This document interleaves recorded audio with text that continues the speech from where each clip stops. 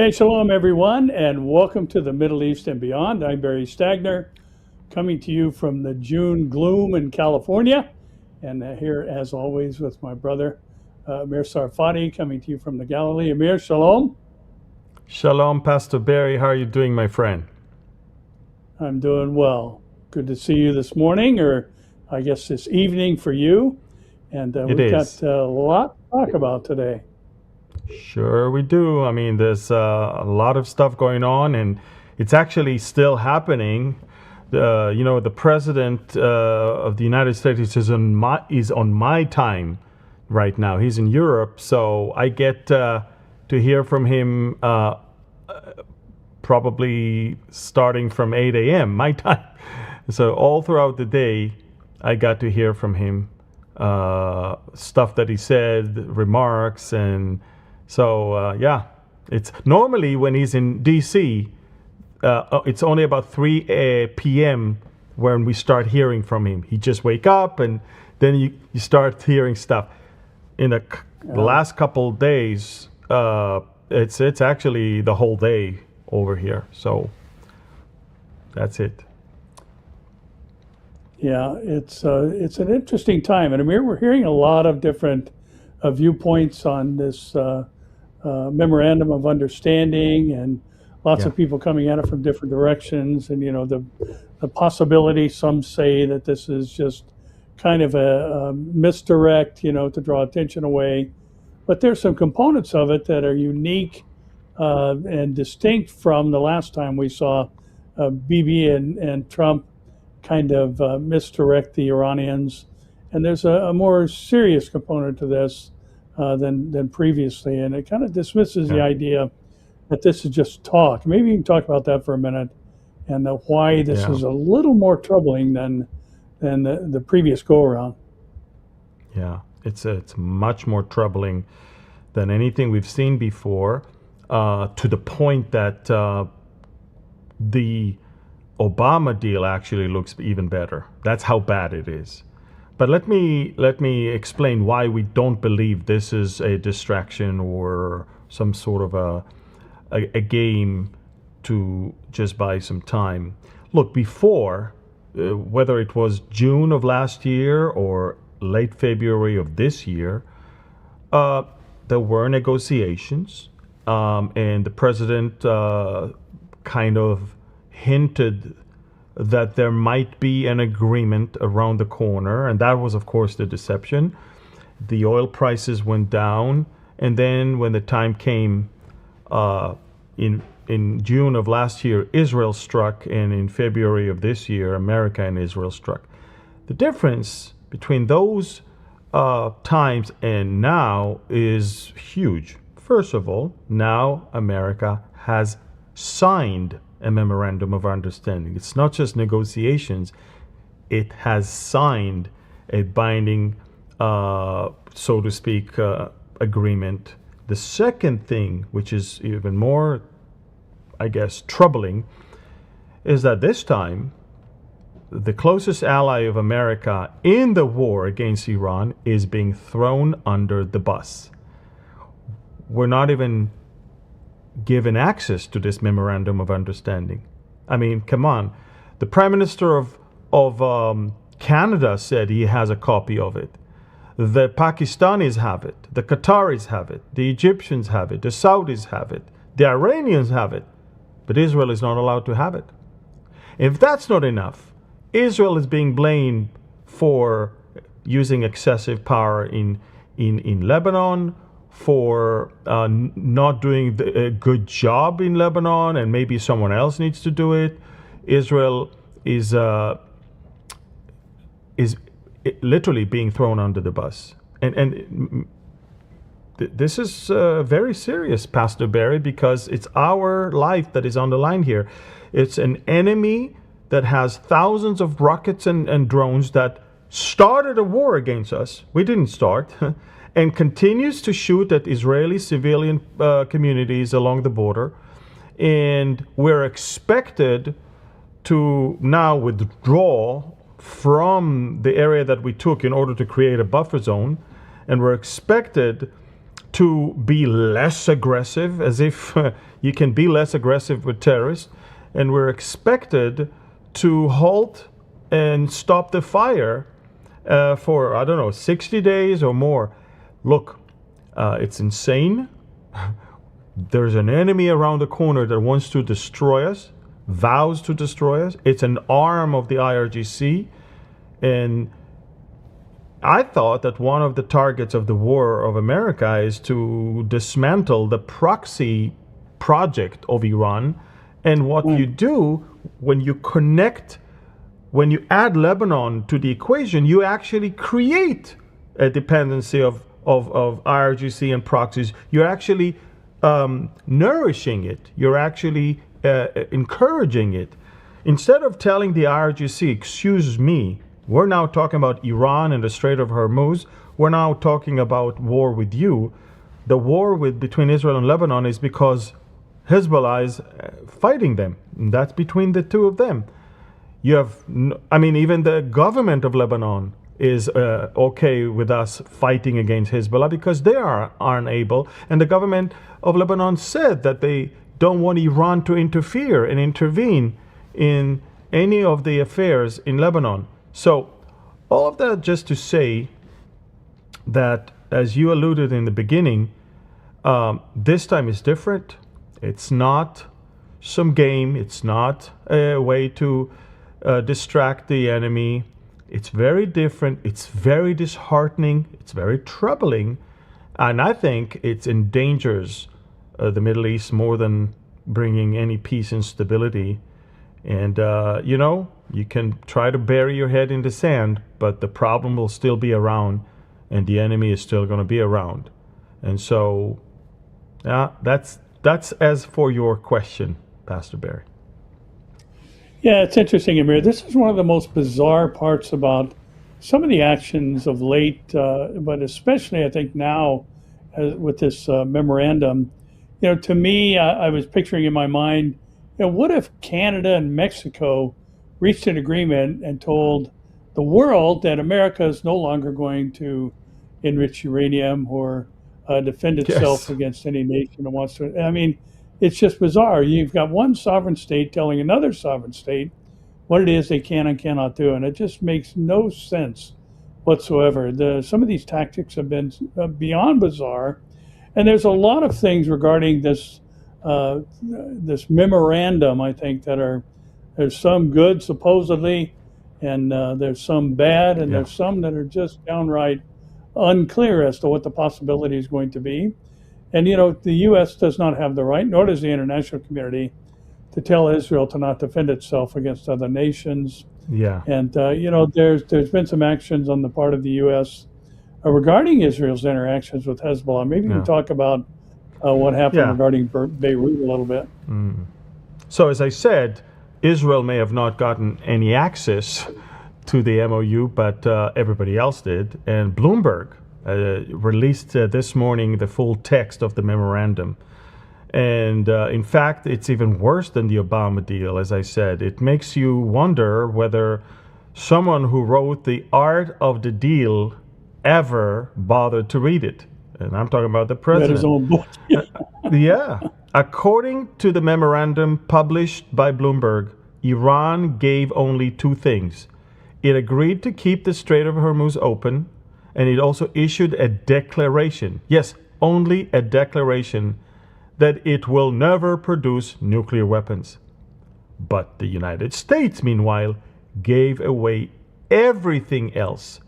A commitment to remove all sanctions on Iran, the lifting of the blockade, the establishment of a $300 billion rehabilitation fund for Iran, an end to the war in Lebanon, including commitments made on Israel's behalf, as you just alluded earlier, without even asking us, immediate exemption for Iranian oil export, the release of frozen funds, these are dozens of billions of dollars, approval through the UN Security Council, a commitment to remove all sanctions on Iran, lifting the blockade, the establishment of we read it already, And we all know that the value of Iran's declaration regarding nuclear weapon. In fact, the regime has been making this same public claim for years.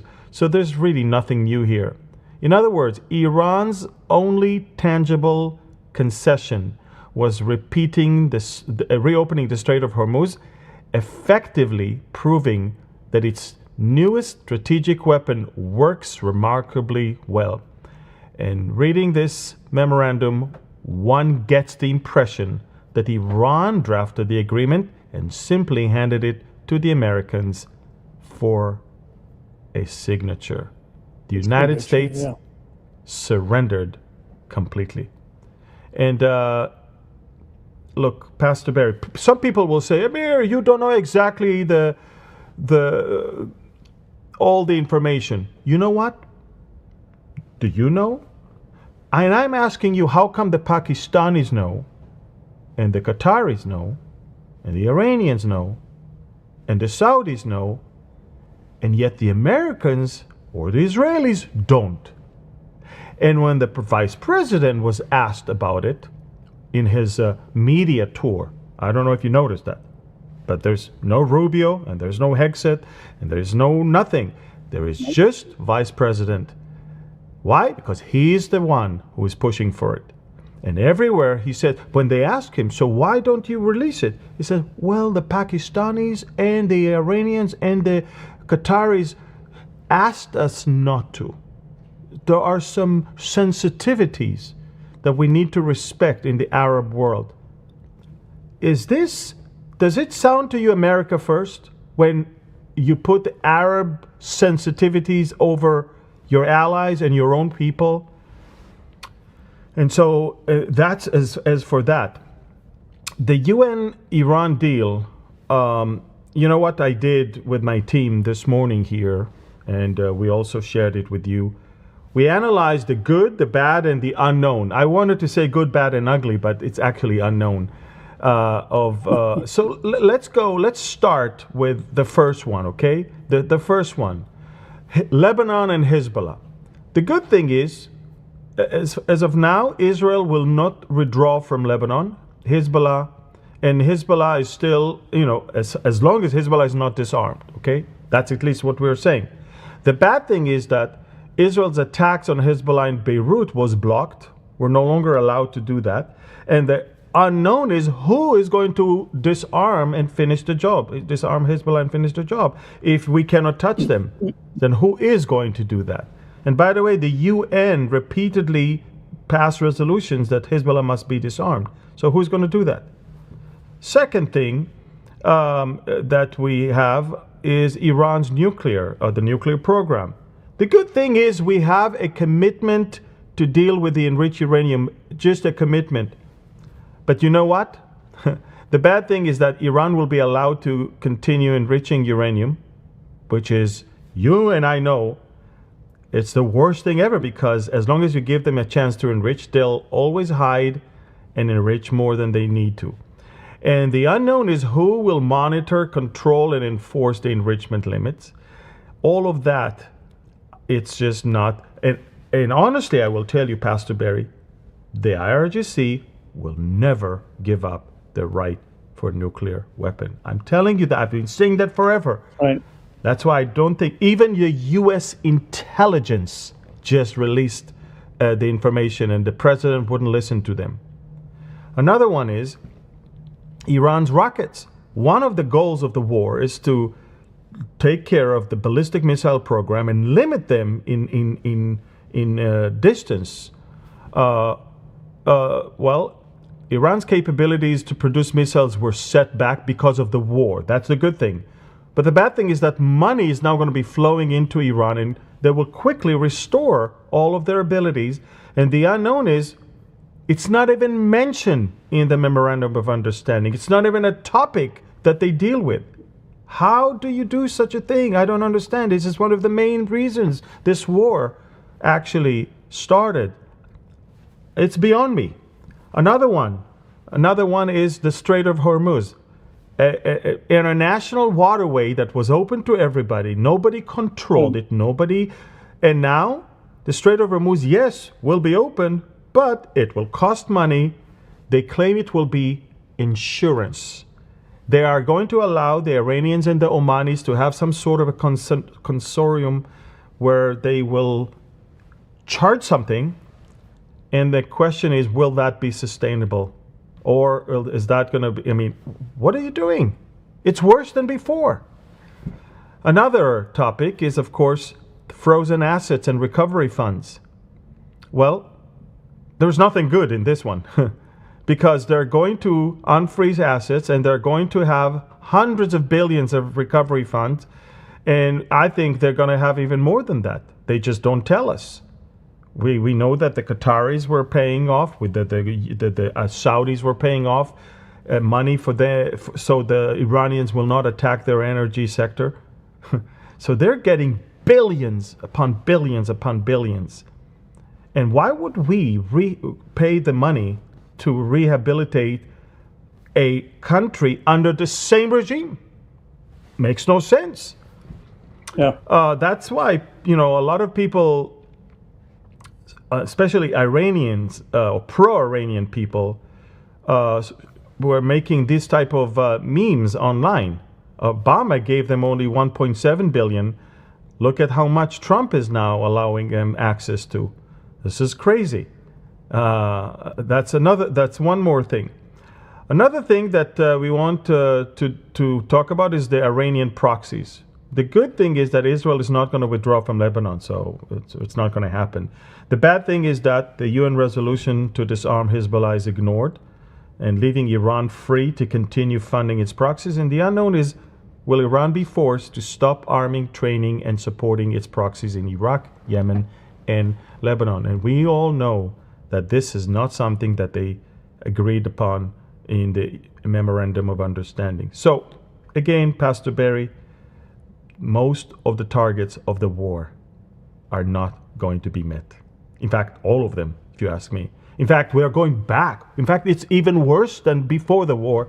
The only thing that is kind of better is the fact that we sent them a little back with the ability to get to the bomb and with the ballistic missiles. But once you give them time and money, they'll restore it. They'll restore it. And the whole idea was not to. The whole idea was to never allow them to do that again. It's a missed opportunity. It's very sad. Yeah, it is. And Amir, it's kind of interesting that early on when we were hearing of a deal that was being formulated, one of the demands of the deal was that the 440 kilograms of uranium that's been enriched to 60% be turned over to the U.S. or at least shipped out of Iran. And now we're hearing about procedures like a reverse concentration and just adding raw uranium into the enriched uranium. And I think one of the things that we need to recognize is that Iran has continually threatened to destroy the United States, the great Satan, and Israel as well, the little Satan. And their whole motivation, at least the regime, is to do so through a nuclear device.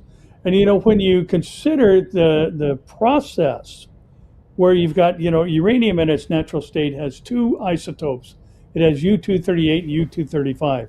U-235 is the fissile material, and it is 0.07% of the concentration. 99.3% is U-238, which cannot be made into a nuclear weapon.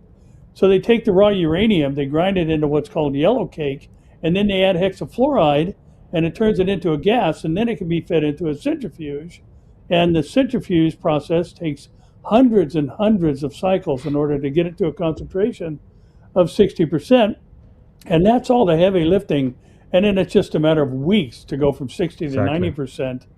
And yet here you're talking about a very expensive process of reverse concentrating, this enriched uranium. That's never going to happen. The Iranians are not going to spend the money and even to. Yeah, you're right. Yeah, it just makes no sense whatsoever. As long as you leave uranium and centrifuges, all it takes is for them to hide and spin them as fast as they can. By the way, 20% enriched uranium is already 90% of the job. The people don't know that. Exactly. So what I'm saying, if you leave in their hands, forget about the 440 kilograms of 60%. They have hundreds of kilograms of 20%. What about them? That's right. Because that's already 90% of the job to reach. So I'm saying, but you know what? That's not only the thing that worries me a lot. What worries me is that there is the Qatari influence that we see that is super bizarre, and also, all of those Jew haters say that Israel controls America, Israel is controlling Trump, and all of that baloney.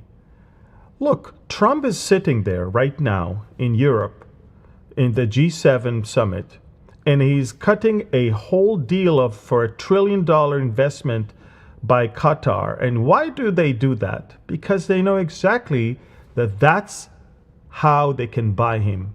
And that's how they can get from him complete capitulation when it comes to Iran. They want to keep the IRGC there because they need, not only that, remember the Qatari-owned plane that they gave President Trump. That's it, look, it's already painted in the new colors. It's already rolling on the runway in New York, by the way, ready for him. And but it's not even the next Air Force One. It's an interim Air Force One that he'll be using until the next one is ready. It's Qatari airplane that the U.S. president is about to use. Unheard of. And it's interesting because the signing of the Memorandum of Understanding in Switzerland, guess where it's going to happen? It's going to be in Switzerland in what we called the Bergenstock Resort. And a quick search of who owns the Bergenstock Resort, not far from Lucerne, Lake Lucerne, it's of course the Qataris. They own this hotel. And so they give you money to your economy. They give you a presidential plane. They control the narrative. In fact, as I said before, I believe it's Qatar and Iran. And by the way, the Qataris were in Tehran just a couple of weeks ago, and they helped them draft this MOU. And they gave it to the president, and they said, President, this is it. And it just breaks my heart for the Iranian people, because look, the Iranian people, look at what they're posting. They're posting this type of clips of what the president promised them, and obviously never, ever delivered. It breaks my heart that 40,000 people were slaughtered. And the president was asked today, what about the killing? And he said, oh, it was done by 2 regimes ago. 2 regimes ago. He really truly think that we're that stupid that Mujtaba is a brand new regime. That's the son of Khamenei. And if that's not enough, anyone that utterly speaks against this is now being threatened. I mean, take a look. Take a look at what this publication is saying about that. There's 4 people that are speaking against it, and I'm telling you, they are unleashing all the bad elements to attack them right now. The first one, as you can clearly see, is Hegseth. I'll show you. Actually, can we put what the secretary said versus what the president said? Take a look at that. The secretary on June 14 said the following thing. Let's place. Okay, let's go to Hegseth, please. Go to Hegseth. Put it. Let's see what Trump said versus what Hegseth said. I didn't like that he did an attack based on there's a very minor drone thing with some drones that were released, and he ends up little thing, explosive drone, minor. Attack. I saw where that bomb went. Did you see what happened? That was a vicious. That was too much. You can do too much also. Now, I'm not happy with the way Israel has handled themselves with Lebanon and with Hezbollah. They should have been able to. So watch now what Hegseth. Watch what Hegseth said. A couple days earlier on the same attack, about the same attack. Watch what he said. No?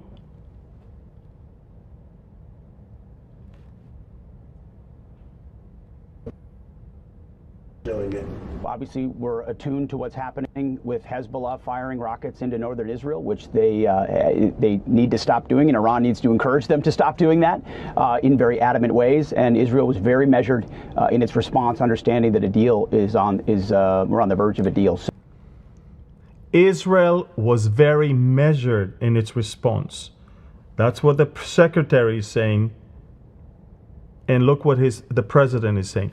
Two opposites. Another amazing thing, take a look at what the president said and what his own ambassador to Israel said. Without us, without the United States, there would be no Israel. Without me, there would be no Israel, because no other president was willing to do what I did. But it is also my job to represent the importance of Israel to the United States. This is just another reminder that it is your heritage, without a doubt. But, Minister, it is also the heritage of the United States. Without Israel, without the Jewish Foundation, there would not be an America. We owe our very existence to what happened in this land. Yeah, and you know, by the way, George Washington said the same thing, by the way. But let's look at Lindsey Graham, Senator Lindsey Graham. Rebuilding Iran with the people in charge today, a bit problematic for me. You know, the Marshall Plan, we rebuilt Germany, but the Nazis were no longer in charge. So we'll see where this goes. But the deal assumes they'll change their behavior. Maybe they will. If they do, fine. If they don't, I don't think we've lost a lot as long as we don't overly reward them. So to get this investment fund, I think they have to fundamentally change who they are and how they behave. Maybe they'll do that, maybe they won't. Count me in the skeptical column. What do you say to Republicans like Senator Lindsey Graham, who is skeptical of the MOU? Lindsey is skeptical? Yes. I'll have to talk to Lindsey. He'll be in big trouble. There you go. He'll be in big trouble. You say something, you're off the... And let's see what the president himself said. February 28th. Finally, to the great, proud people of Iran, I say tonight that the hour of your freedom is at hand. Stay sheltered. Don't leave your home. It's very dangerous outside. Bombs will be dropping everywhere. When we are finished, take over your government. It will be yours to take. This will be probably your only chance for generations.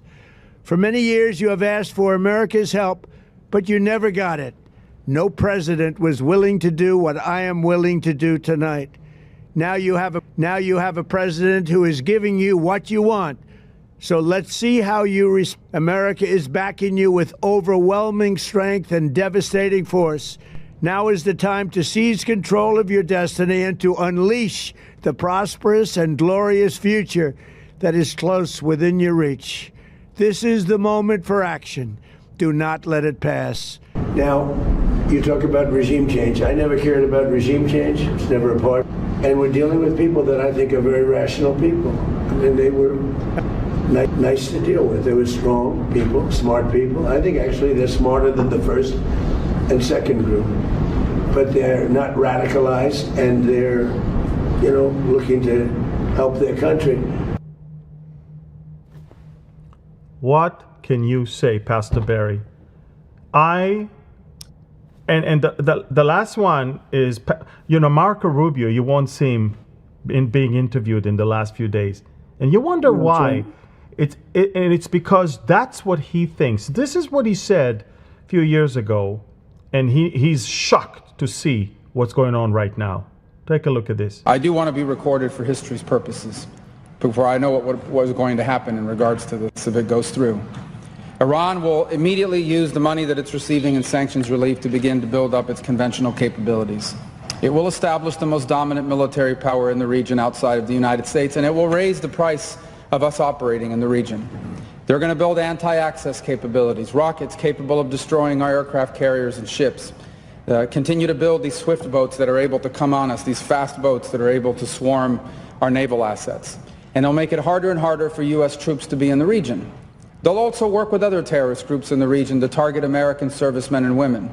And they may or may not deny that they're involved, but they will target us and raise the price of our presence in the Middle East until they hope to completely pull us out of that region. They'll also continue to build long-range missiles, missiles capable of reaching the United States. Those are not affected by this deal, and they'll continue to build them as they've been doing. And then at some point in the near future, when the time is right, they will build a nuclear weapon. And they will do so because at that point they will know that they have become immune, that we will no longer be able to strike their nuclear program because the price of doing so will be too high. This is not just a work of imagination. It exists in the world today. It's called North Korea, where a lunatic possesses dozens of nuclear weapons and a long-range rocket that can already reach the United States. And we cannot do anything about it. An attack on North Korea today would result in an attack on Tokyo, or Seoul, or Guam, or Hawaii, or California. And so the world must now live with a lunatic in possession of nuclear weapons. And this is the goal Iran has as well, to reach a point where they become immune to any sort of credible military threat because the price of a military strike would be too high. And then they become an established nuclear weapons power. And never in the history of the world has such a regime ever possessed weapons so capable of destruction. Iran is led by a supreme leader who is a radical Shia cleric with an apocalyptic vision of the future. He is not a traditional geopolitical actor who makes decisions on the basis of borders or simply history or because of ambitions. He has an religious apocalyptic vision of the future, one that calls for triggering a conflict between the non-Muslim world and the Muslim world, one that he feels especially obligated to trigger. And he's going to possess nuclear weapons. This is the world that we are on the verge of leaving our children to inherit. And perhaps we ourselves will have to share in it.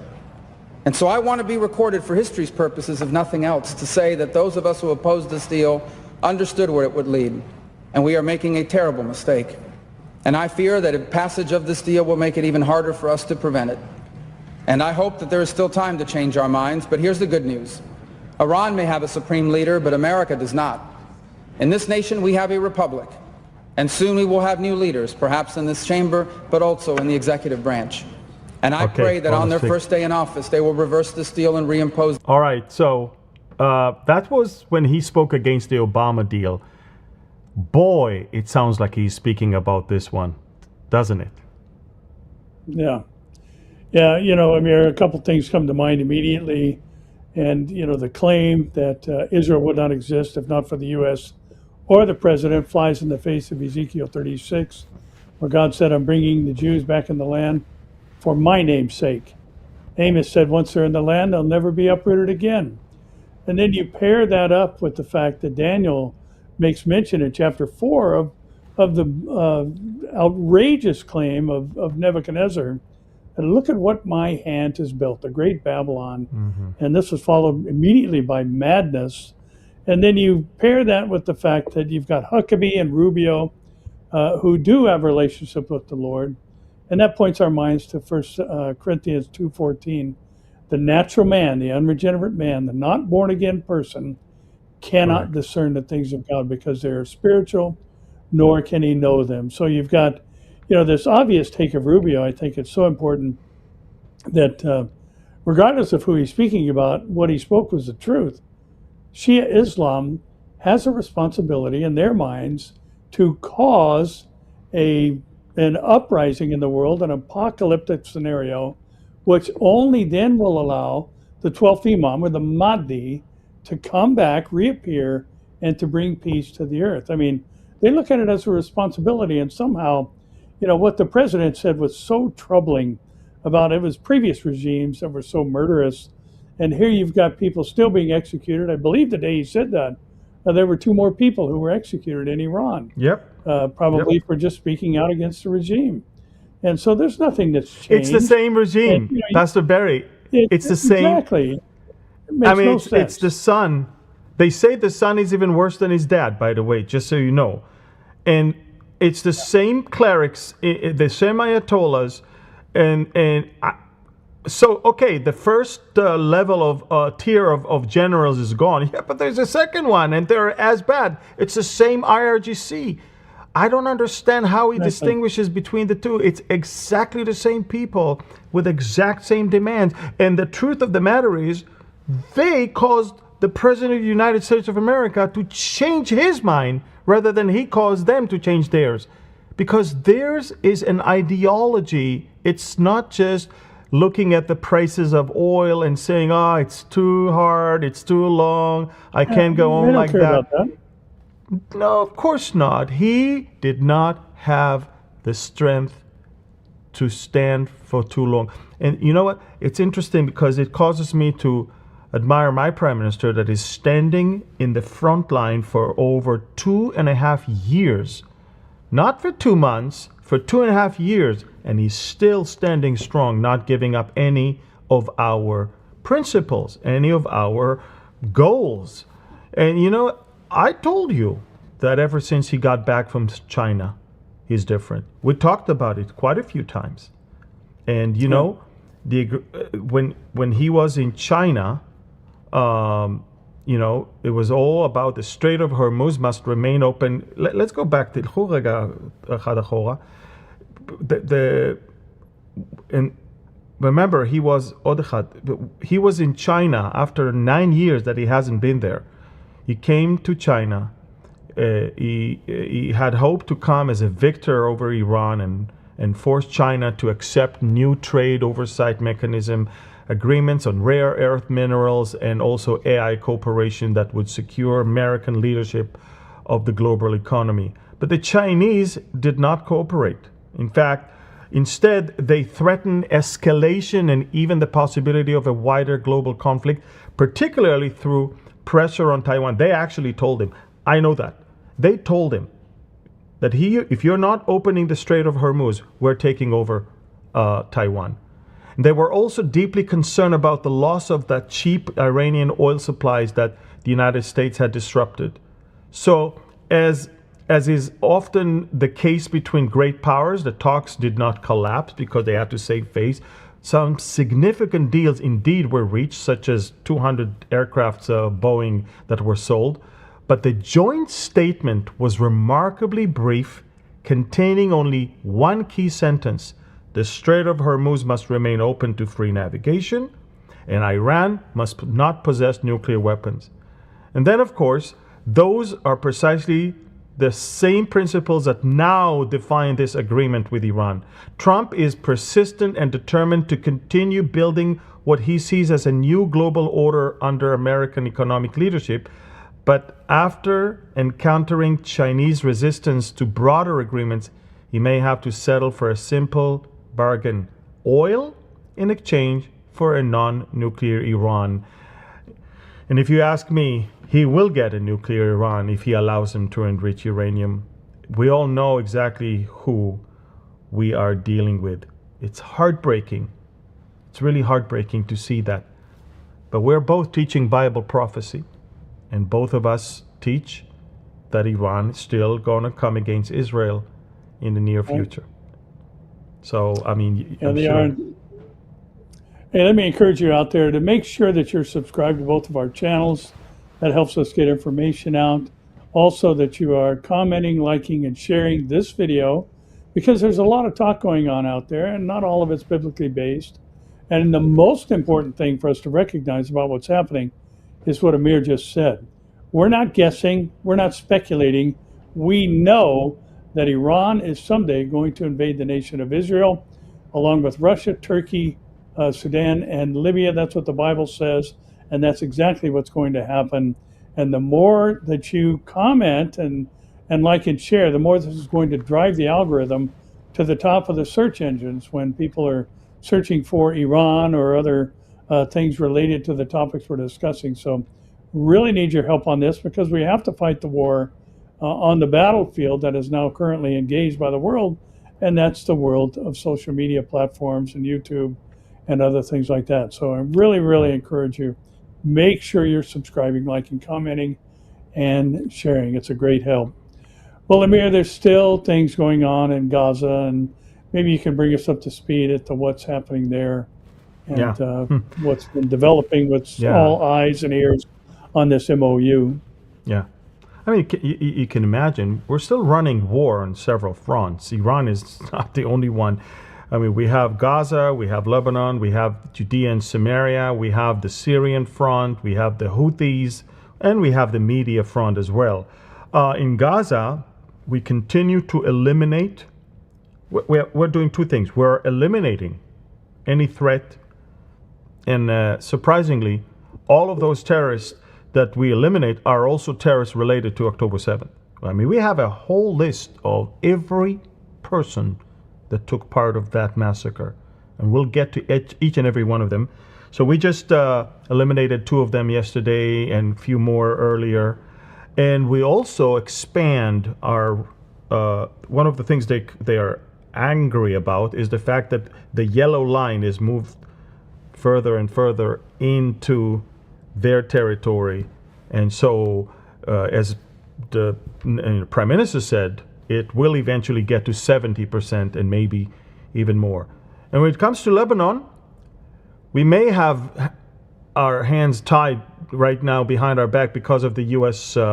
Decision to include Lebanon in this memorandum of understanding. But we made it very clear that A, we will defend ourselves, and any emerging danger we will eliminate. 2, we continue to move further and further inside to secure the yellow line zone. This is the yellow line zone, you see, and current operating areas you can clearly see are in blue, and the latest advances are in the light blue, as you can clearly see. So we're making more and more advances. So both in Gaza and in Lebanon, we are eliminating terrorists, and we're moving further inside to control more area in order to secure a bigger buffer between our civilians and their anti-tank missiles, drones, and maybe a danger of ground invasion.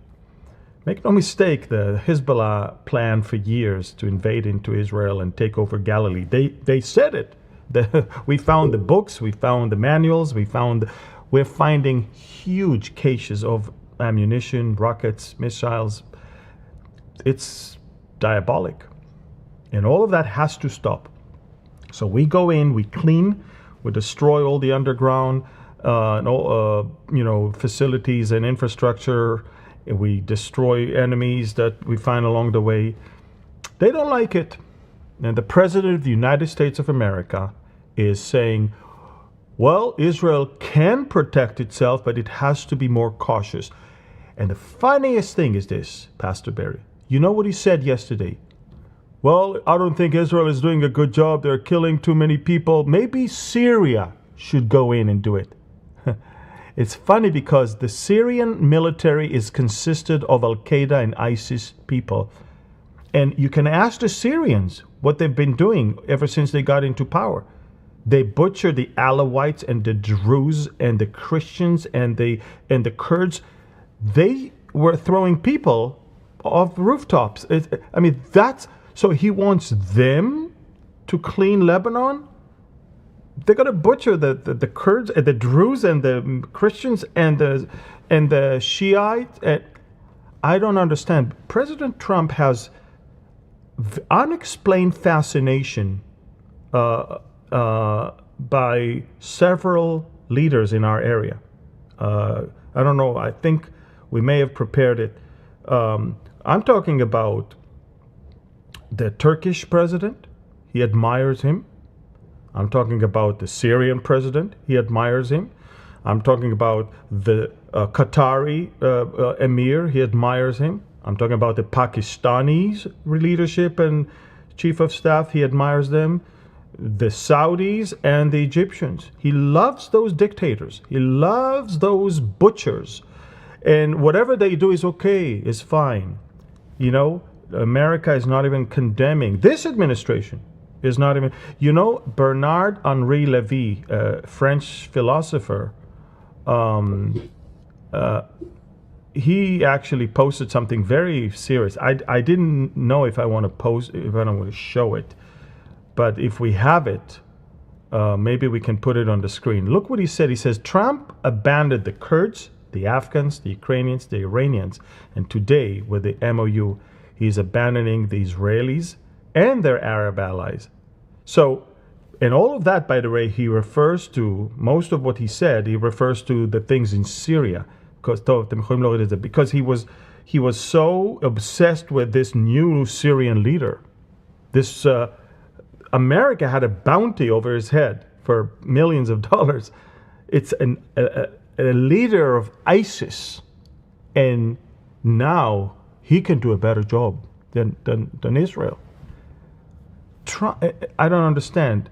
You know, Trump goes against everything he himself wrote. You know, in his own book of The Art of the Dealer from 1987, he wrote, the worst thing you can possibly do, we can put it on the screen if you can, the worst thing you can possibly do in a deal is seem desperate to make it. That makes the other guy smell blood, and then you're dead. Not only that, he's the one who said in 2020, Iran never won a war but never lost a negotiation. So what did the president do? Stop the war and move to negotiation. Stop where he was winning and move to where they're winning. And now we see the results. Pastor Barry, it's very sad. People in Israel are very sad. You know why we're so sad? Because we love him. Because we think he was a great friend of Israel. Because we cherish what he did in Gaza with the hostages and all of that. We admired how he knew what is right and what is wrong, who is the bad and who is the good, who is his ally, who is his foe. And suddenly this moral clarity is thrown under the bus. It's gone, and now he's flirting with all of these dictators, is flirting with all of these jihadists. Now he's, who has bewitched him? What happened? What is going on? Is there something they have on him? I don't know. You know how long I try. Now again, as a teacher of Bible prophecy, I know that Iran is going to come against us, but it doesn't register in my mind. It doesn't register in my mind that the same person who up until just about 4 weeks ago said a whole civilization will be destroyed, he was about to remove everything that the IRGC ever had. And now he's throwing so many compliments on them. And now he's so eager to run and have a deal with them. And now he's receiving billions from Qatar and all. It's so bizarre. It's so disheartening. It's so sad. And the conservatives in America are you know, I believe that they're very sad. I believe that because he was their hero. I mean, I admired him, and I'm not even American.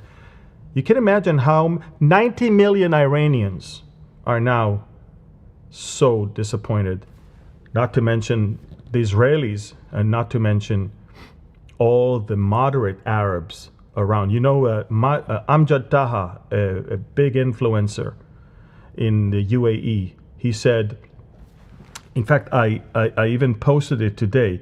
He said the following thing. He said, out of 8.3 billion people on earth, only 2 seem to trust Iran, Trump and J.D. Vance. And that's a Middle Eastern person who lives in the UAE. And that's what most moderate Arab countries in our area think. So, very sad, very, very sad. Yeah, Amir, when this whole thing started, we had many discussions. I think many people were wondering if there is a regime change and Reza Pahlavi comes back in and runs the country and becomes more friendly with Iran, things return to a pre-1979 state, that's going to kind of hit the pause button, at least in our thinking, regarding the advancement of the proximity we have to the beginning of the Ezekiel war scenario. And now we've got just this complete reversal where, regime change is not going to happen. As Trump said, it never was the goal. He can work with this particular group because they haven't been radicalized and all these other things. But it just underscores the importance for us to recognize that what the Bible says is true. It's all going to go down. It's all going to happen exactly as was foretold. And we've got some other components that are happening, Amir, regarding the convergence of events necessary for the things that are written in Revelation and elsewhere to come to pass, including AI-generated imagery and videos and things of that nature. And one of the articles I think that's worth mentioning is that, political deep fakes are getting weirder and harder to spot, and campaigns today, as we move near the midterms, are employing artificial intelligence to generate their campaign ads. And there was recently a video that portrayed Senate candidate from Texas, James Tallarico, singing a rendition of My Favorite Things, praising transgender children. It was a complete AI-generated video and other things along that nature. But, there was a comment made by Lieutenant Governor Peggy Flanagan from Minnesota. She said, it feels creepy to see an image of you on a screen that looks like you, but isn't you at all. And she was depicted as smiling and sticking out her hand while accepting campaign contributions from big companies. And I think this is important, Amir, because the reality is there is going to happen, I guess, the ultimate fake when the Antichrist has an image created of him and the whole world goes after the beast. Now, this requires a culture that is device-oriented, that will watch AI videos and accept them as reality because they can't tell the difference. And it's just pretty amazing to see that this has moved in a relatively short amount of time into the mainstream and now has had or will have potential impacts on the midterm elections here in the United States. Very, very curious to watch people buy into there's a whole YouTube channel with videos of me, and it's not me. Yeah. It's amazing. Yeah, there's some of you and me too. Yes, I know. And so I've already seen it firsthand, but yeah, you're right. Deception it's crazy. Is so rampant right now, and it's a sign of the end, a sign of Satan getting out of control, because that's his mode of operation, basically. I mean, deception. Yeah, absolutely. It's very sad.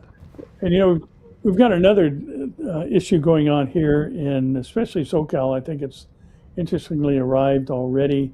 There's talk of a Godzilla El Nino or a super El Nino that could cause trillions of dollars in damage. Now, I'm not saying that this is a contributing factor to the ride of the four horsemen of the apocalypse, but it is possible if we are that close to the removal of the church and the onset of the tribulation, and the rider in Revelation 6:2 on the white horse that comes with that covenant in his hand with Israel to make this peace agreement for some 7 years. We do know that during that particular time, food prices are going to rise to the degree that it costs a whole day's pay for basically a loaf of bread or a quart of wheat.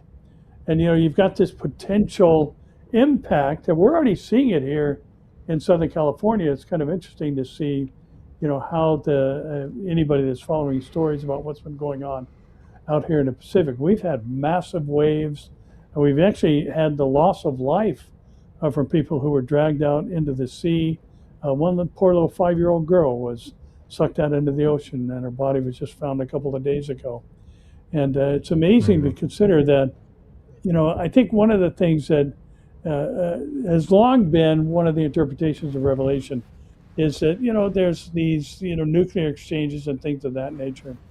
But God fights in a different way. And Zechariah makes it very clear that God will fight as he fights in the day of battle. And God uses a different weapons cache than humanity. He doesn't need any nukes. He doesn't need human armies. He fights with asteroids and comets and weather anomalies and events like that. And I thought, it's just curious to see, one, we've got a culture that is used to looking at images and believing that they are true. Now we've got something that could have an economic impact around the world to the tune of trillions of dollars, driving food prices through the roof, which is consistent with what happens in the tribulation period. And then you've got, a family-owned bakery that's being targeted for celebrating the Nuclear Family Month, the time that they've kind of created themselves.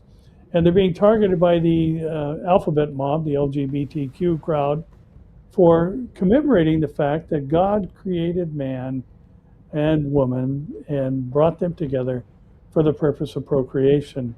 And this bakery began celebrating what they call Nuclear Family Month. But Joshua Streblow, the bakery's owner, told the Christian Post that the month-long promotion celebrating the beauty of God's design and his declared word with respect to these designs has brought the bakery under attack.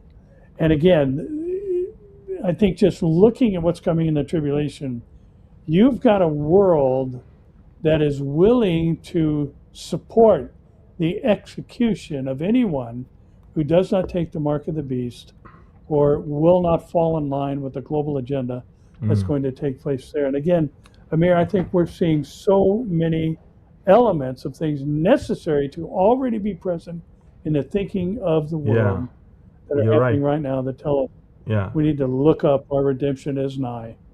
Amen. Two and a half years ago, you wrote a book, The Time of the Signs, if I'm not mistaken.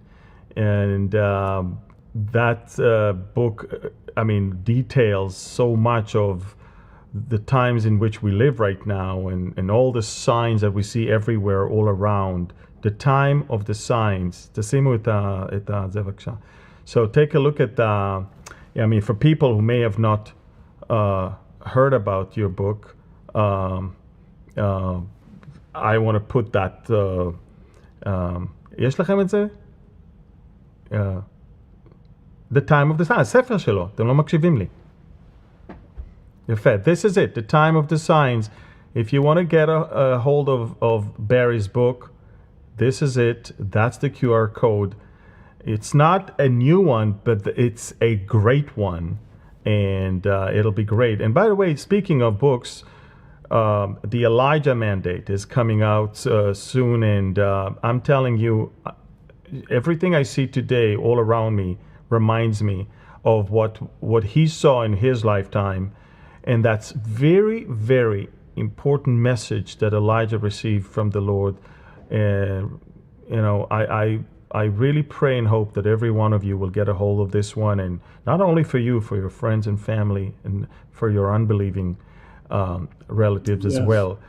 Pastor Barry and I will be gone right in the beginning of July on board the Alaska cruise, but we do have space on the cruise to the Norwegian fjords still in October, early September, October, late September, early October.